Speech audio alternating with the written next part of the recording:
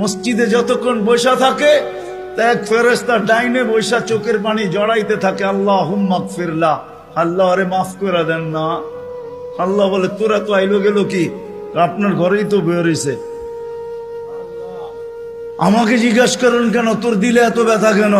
আপনার ঘরেই তো বের হইছে, বন্দা তো আপনারই সৃষ্টি, সেরা তো আপনিই বানাইছেন।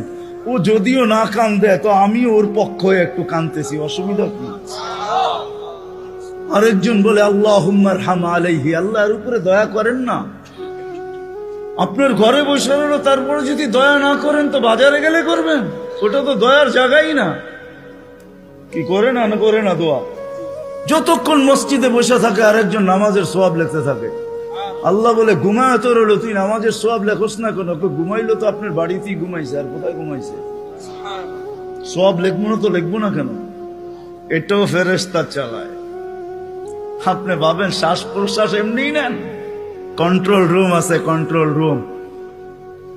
হ্যাঁ, হাবায়েক ফি আখবারিল মালায়েক কিতাবে আছে, জালালউদ্দিন সুয়ুতি রহমাতুল্লাহ আলাইহি লেখা। যখন শ্বাস নেই তো ফেরেশতা বলে আল্লাহ আমসিকা ওয়াতরুক, বন্ধ করে দিব না খোলা রাখবো? আল্লাহ 1,60,000 বার মেসেজ থ্রো করে, অটো উতরুক আলী আবদি আজাল, খোলা রাখ, সীমা রেখা দেওয়া আছে। যেদিন সীমা রেখায় আসবে ওই দিন বলবো টানবো তো আর ছাড়তে দিবি না, ছাড়বো তো আর টানতে দিবি না।